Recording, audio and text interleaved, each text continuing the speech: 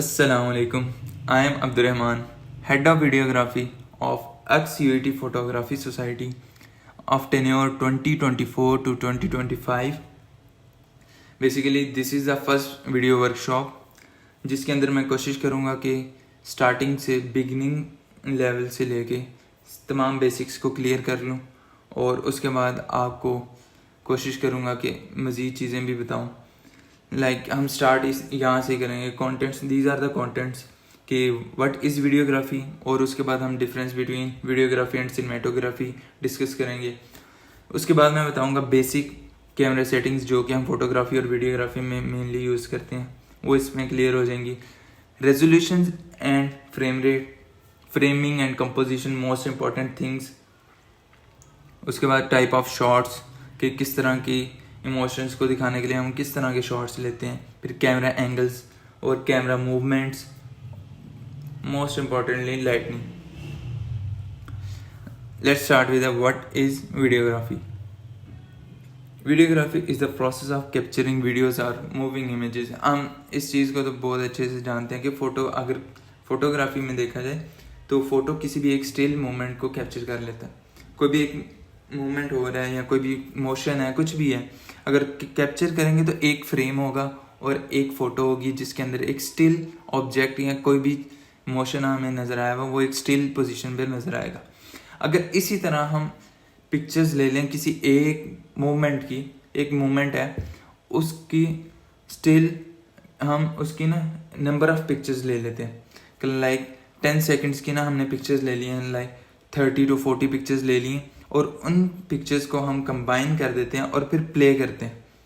वो 1 by 1 image हटती जाएंगी और एक मोशन कैप्चर हो जाएगा। उसके बाद ये बताऊं कि वीडियोग्राफी बेसिकली अब तो पूरे इलेक्ट्रॉनिक मीडिया पे वीडियोग्राफी फैली हुई है कि अगर किसी भी तरह का कोई ऐड है, कोई कमर्शियल है, या वेडिंग्स हैं, या डॉक्यूमेंट्रीज हैं, शॉर्ट फिल्म्स हैं, मूवीज़ हैं, जर्नलिज्म लाइक रिपोर्टिंग वगैरह एक्सेट्रा, ये सारी की सारी चीज़ें इलेक्ट्रॉनिक मीडिया मोस्टली वीडियोग्राफी पे रिलाई कर रहा है। और वीडियोग्राफी के अंदर यही होता है कि हम कोई भी एक ऐसा मैसेज जहन में सोच लेते हैं कि इसे हमने पोर्ट्रे करना है, अपनी ऑडियंस को बताना है, तो हम उस कॉन्सेप्ट के मुताबिक अपनी वीडियो को डिज़ाइन करते हैं और बनाते हैं और क्रिएट करते हैं। Then the difference between videography and cinematography. Videography में तो ये पता चल गया कि हम इक्विपमेंट को यूज़ करके, टेक्निकल इक्विपमेंट को यूज़ करके हम मोमेंट्स कैप्चर कर लेते हैं, या अपने मुताबिक सॉफ्टवेयर्स को यूज़ करके हम इवेंट्स को क्रिएट भी कर लेते हैं। लाइक अब ऐसे सॉफ्टवेयर्स आ गए हैं लाइक ब्लेंडर वगैरह एक्सेट्रा एक्सेट्रा, हम उनके अंदर अपनी तरह के अपनी मर्ज़ी के मुताबिक इन्वायरमेंट्स क्रिएट करके अपने मैसेजेस, अपने एनिमेशंस वगैरह क्रिएट करके अपना मैसेज पोर्ट्रे कर सकते हैं या ऑडियंस को बता सकते हैं। अब सिनेमेटोग्राफी बेसिकली क्या चीज़ है? सिनेमेटोग्राफी बेसिकली एक जो मोस्ट इम्पोर्टेंटली जो पोर्ट्रे करती है, जो मैसेज देती है, वो बेसिकली हमें फिल्म्स में, मूवीज़ में नज़र आता है या शॉर्ट फिल्म में नज़र आता है। फिल्म्स में और मूवीज़ में और नॉर्मल वीडियोज़ में क्या फ़र्क होता है? यही फ़र्क होता है कि उनके अंदर एक स्टोरी होती है, थ्रू आउट द फिल्म एक स्टोरी चलती है और किसी एक कॉन्सेप्ट या एक थीम के ऊपर वो पूरी की पूरी स्टोरी बेस्ड होती है। कोई एक आर्टिस्टिक अप्रोच के थ्रू एक नैरेटिव क्रिएट किया जाता है और उसे सिनेमेटोग्राफी के थ्रू पोर्ट्रे किया जाता है या दूसरों को दिखाया जाता है, अपना नैरेटिव ऑडियंस तक पहुंचाया जाता है। This is the basic difference between videography and cinematography. अभी बेसिक कैमरा सेटिंग्स, आपने कभी भी कैमरा यूज़ किया हो तो थोड़ा बहुत आपको इन चीज़ों का अंदाज़ा होगा। ISO, शटर स्पीड और अपर्चर, बेसिक यही 3 सेटिंग्स हैं। अगर इन तीनों चीज़ों का अगर आपको यूज़ करना आ गया है तो आपको वीडियोग्राफी की काफ़ी हद तक समझ आ जाएगी। फोटोग्राफी और वीडियोग्राफी की ये 3 चीज़ें बिल्कुल कॉमन है और यही दोनों चीज़ों की बेसिक है।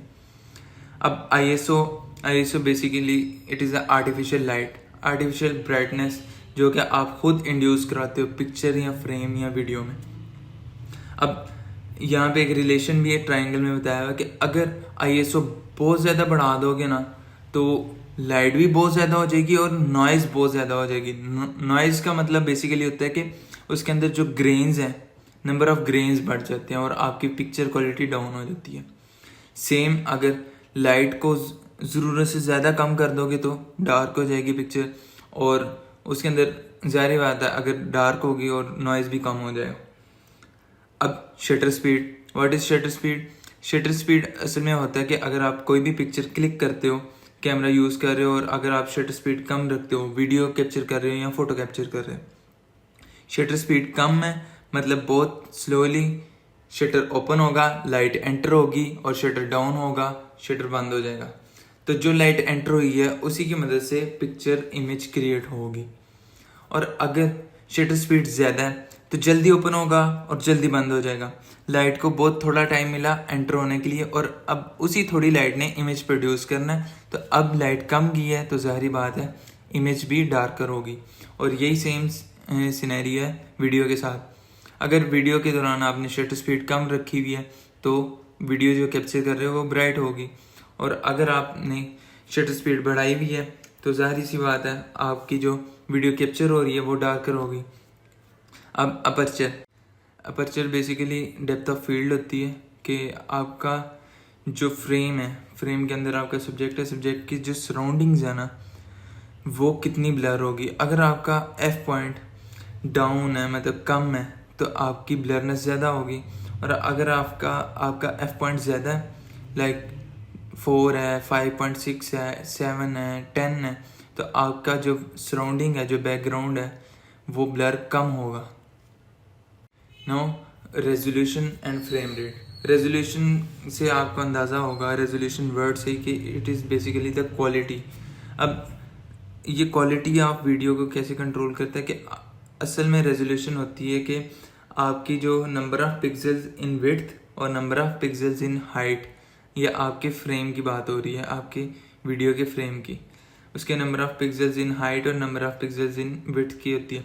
आपने 1920 मल्टीप्लाई बाय 1080 सुना होगा। ये असल में resolution of your video, quality of video और शार्पनेस ऑफ योर कलर्स और विजुअल्स होता है। जितनी क्वालिटी ज़्यादा होगी, जितनी रेजोल्यूशन ज़्यादा होगी, उतनी ज़्यादा अच्छी क्वालिटी आपकी वीडियो की होगी और उतनी अच्छी शार्प इमेज आपकी वीडियो में होगी। और अब फ्रेम रेट बेसिकली FPS होता है, फ्रेम्स पर सेकंड। अब 30 FPS, 60 FPS, 90 FPS, 120 FPS और 4K ये आपने सुना हुआ है। अब ये होता क्या है कि 30 फ्रेम्स पर सेकंड, 60 फ्रेम्स पर सेकंड, अगर आप वीडियो शूट कर रहे हो 60 फ्रेम्स पर सेकंड पे शूट की है आपने वीडियो, और इसी वीडियो को आप 60 पे ही एक्सपोर्ट कर लेते हो एडिट करने के बाद। तो होता ये है कि आपने जो वीडियो एडिट करने के बाद एक्सपोर्ट किया है ना, उसमें आपको कहीं कहीं लैग नज़र आता है, या कभी कभी लगता है कि फ्रेम्स अड़ रहे हैं, वीडियो कहीं अड़ रही है, फ्लिकर हो रहा है। और अगर इसी 60 FPS पे शूट वीडियो को अगर आप 24 FPS पे या 30 FPS पे एक्सपोर्ट कर लेते हो, तो होता यह है कि जो 60 फ्रेम्स पर सेकंड शूट हुए थे वो 30 फ्रेम्स पर सेकंड्स पे एक्सपोर्ट होगा। ये 60 फ्रेम्स अब मर्ज होके 30 फ्रेम्स में कन्वर्ट होंगे, तो आपकी पूरी वीडियो कंटिन्यूस नज़र आएगी। उसके अंदर ना सिनेमैटिक एक फील होगी, सिनेमैटिक ड्रामा फील होगी, जो कि बहुत अच्छी लगती है कि कभी भी आपकी वीडियो ना अड़ती नहीं है ना। फ्रेमिंग एंड कंपोजिशन, हम फ्रेमिंग टेक्निक्स को बेसिकली यूज़ इसलिए करते हैं कि हम अपनी वीडियो में मैसेज क्या देना चाह रहे हैं और किस पॉइंट पे किस जगह एम्फेसाइज करना चाह रहे हैं कि इस टाइम हमारी ऑडियंस ये सोच रही हो, हमारी ऑडियंस के इमोशंस इस तरह के हों। अब इन चीज़ों को मद्देनज़र रखते हुए ना हम मुख्तलिफ टेक्निक्स हैं, लाइक रूल ऑफ थर्ड है, लीडिंग लाइंस है, गोल्डन रेशो रूल है, सिमेट्रिक है, क्रिएटिव डायनेमिक और इंगेजिंग शॉट्स हैं। अब इन सारे शॉट्स का बेसिकली मकसद यही है कि हमारा जो नैरेटिव है टू दी पॉइंट, जो हमारी ऑडियंस को जा रहा हो, जो हम दिखाना चाह रहे हैं वही वो देख रहे हो, जो हम चाहते हैं कि इस टाइम ऑडियंस के ज़हन में ये हो और ये इमोशंस हो, वो वही सोच रहे हो, वही इमोशंस हो उस टाइम उन्होंने। ये बेसिक जो पर्पज़ है फ्रेमिंग और कंपोजिशन का वो ये है। इन्हीं टेक्निक्स में से कुछ को हमने डिस्कस किया है, जैसे रूल ऑफ थर्ड्स, नाम से थोड़ा शो हो रहा है कि इसके अंदर ना हम 1/3 हिस्से को यूज़ करते हैं कि अपने 1/3 हिस्से में हम अपने सब्जेक्ट को रखते हैं और बाकी जो एरिया है फ्रेम का वो सराउंडिंग्स और इन्वायरमेंट बता रहा होता है। अब इसमें देखें हमारा जो इस फर्स्ट फ्रेम में शर्लक होम्स एक 1/3 हिस्से में खड़े हैं और बाकी जो पूरा एरिया है वो सराउंडिंग्स को शो कर रहा है। अब इसके नीचे लीडिंग लाइंस है। लीडिंग लाइंस टेक्निक में ना ये होता है कि हम अपने फ्रेम में ना कुछ लीडिंग लाइंस को यूज़ करते हैं जो कि पूरे फ्रेम में ना नज़र आती हैं। उनको रिस्पेक्टिव रख के हम अपने सब्जेक्ट के इमोशंस या कोई भी मोशन या कोई भी मोमेंट शो कर रहे होते हैं। नेक्स्ट अब सिमेट्री है। सिमेट्री अगर देखें तो बाय नेम ये शो हो रहा है इक्वलिटी। अब फर्स्ट शॉट में देखें जो ड्रोन शॉट है उसमें ये है कि रोड है सेंटर में और राइट साइड पे भी और लेफ्ट साइड पे भी इक्वली इन्वायरमेंट है और हमारा सब्जेक्ट है बिल्कुल सेंटर में। अब पूरा फ्रेम ना इक्वली डिस्ट्रीब्यूट हुआ है, कहीं से भी हम ये नहीं कह सकते कि ये इक्वल नहीं है, लेफ्ट साइड और राइट साइड नहीं इक्वल, लेफ्ट साइड और राइट साइड इक्वल है और अपर साइड और बॉटम साइड इक्वल है।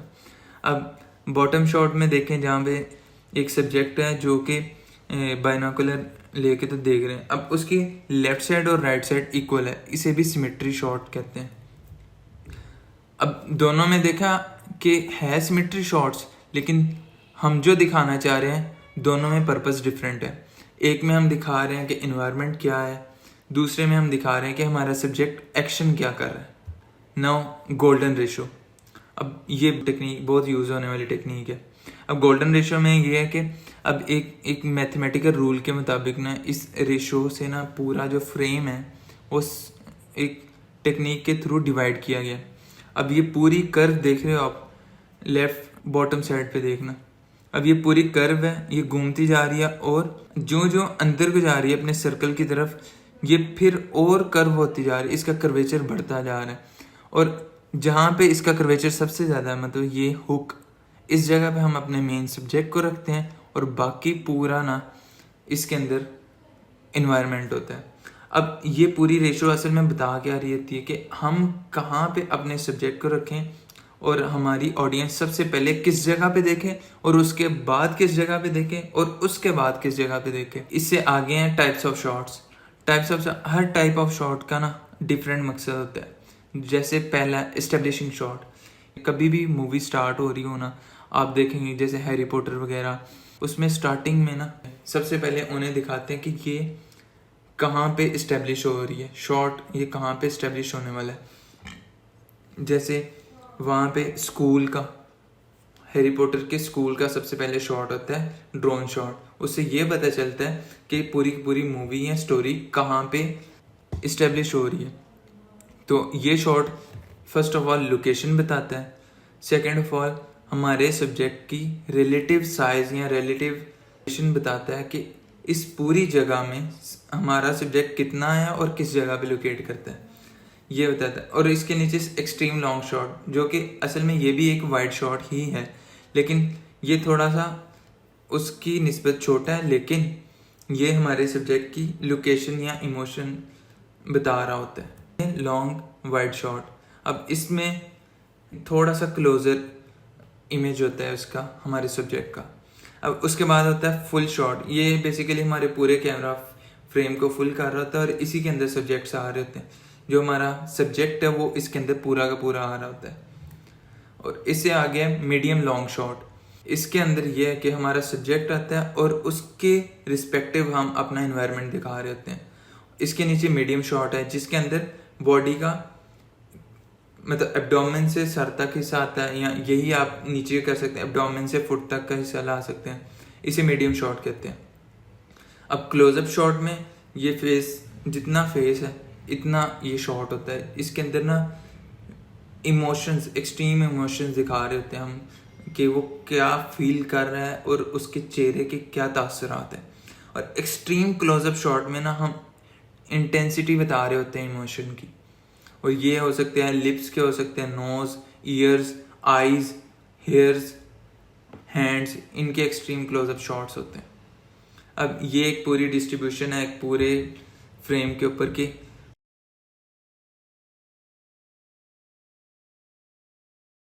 अब इसके बाद कैमरा एंगल्स है। अब इसमें हम अपने सब्जेक्ट को किस तरह का पोर्ट्रे करना चाहते हैं ये कैमरा एंगल्स डिसाइड करते हैं। लाइक आई लेवल पे हम शूट कर रहे हैं ना, तो उसके इमोशंस, नॉर्मल इमोशंस को दिखा रहे होते हैं कि अभी वो किस स्टेट में है, मतलब इस तरह की सिचुएशन में आई लेवल शॉट में दिखाते हैं। और हाई एंगल शॉट में होता है कि आप अपने सब्जेक्ट को कमज़ोर दिखा रहे होते हो, और लो एंगल शॉट होता है कि आप अपने सब्जेक्ट्स को किसी एक एक्साइटिंग सिचुएशन में दिखा रहे होते हो, यहाँ तो वो एक डोमिनेटिंग सब्जेक्ट होता है। अब बर्ड आई शॉट असल में ड्रोन शॉट होता है जो कि हाई एंगल से लिया जाता है।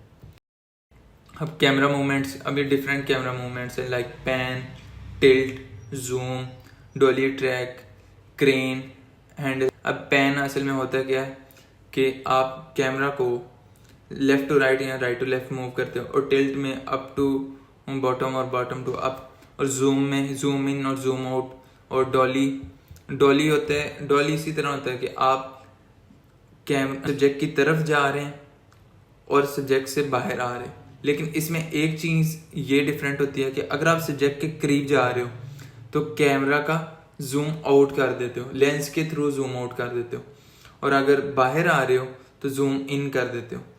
इसे एक टेंशन और एक्साइटिंग इमोशन दिखाया जाता है। अब क्रेन शॉट जो मतलब ड्रोन तो नहीं, लेकिन थोड़े अपर एंगल से आप मूव करते हुए नीचे आते हो या उसके इर्द गिर्द घूमते हो, इसे क्रेन। और truck, arc, slider, whip, pan, zoom in, zoom out, ये सारे रिपीट हो रहे हैं। मतलब यही बेसिक शॉट्स हैं, पैन, टिल्ट और जूम। इन्हीं शॉट्स को और इन्हीं को अगर मॉडिफाई कर लीजिए तो आगे ये ड्रोन शॉट, पेडेस्ट्रल और ट्रक शॉट, आर्क शॉट। अब ये यहाँ पे थोड़ी सी कैमरा की मूवमेंट्स है। अब डोली में वो एक ट्रैक पे रख दिया जाता है और आगे पीछे मूव किया जाता है। पेडेस्ट्रल में अप डाउन मूव कर लेते हैं, लेकिन किसी एक इंस्ट्रूमेंट के साथ हैंग करके। अब ट्रक शॉट होता है, उसे यही होता है कि उसे आप प्लेस कर देते हो और राइट टू लेफ्ट या किसी आर्क में मूव कर लेते हो। अब टिल्ट में अप टू डाउन, पैन में लेफ्ट टू राइट, और रोल में होता है कि आप रोटेट करते हो। No lighting, the most important thing in the videography. अच्छा, ये क्रिटिकल एस्पेक्ट है creating a video because it allows you to set the mood for the video. आप सब्जेक्ट को एक ही जगह रख के ना लाइटिंग की पोजीशन चेंज करके अपने सब्जेक्ट का मूड चेंज कर सकते हैं। ये बहुत बहुत अमेजिंग थिंग है। 3 पॉइंट लाइटिंग एक मेनली जो यूज़ की जाती है, एक होती है key light, back light, fill light.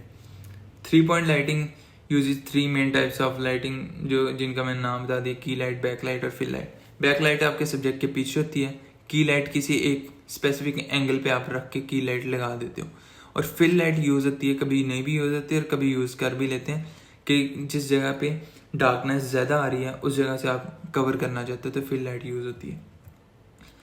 अब natural lighting most of the time इसलिए नहीं यूज़ की जाती कि ये बहुत ज़्यादा हार्श होती है, तो हम अपने जो कंटेंट मतलब अपनी फिल्म में जो दिखाना चाहते हैं ना, अपनी मर्जी के इमोशंस दिखाना चाहते हैं, तो जाहिर बात है अपनी मर्जी की हम लाइट यूज़ करेंगे। तो अपनी मर्जी की लाइट यूज़ करने के लिए इसी तरह अगर हार्श लाइट है तो हम डिफ्यूज़र्स और रिफ्लेक्टर्स को यूज़ करके अपनी मर्जी के मुताबिक जितनी लाइट रिक्वायर्ड है उस लाइट को यूटिलाइज करते हैं।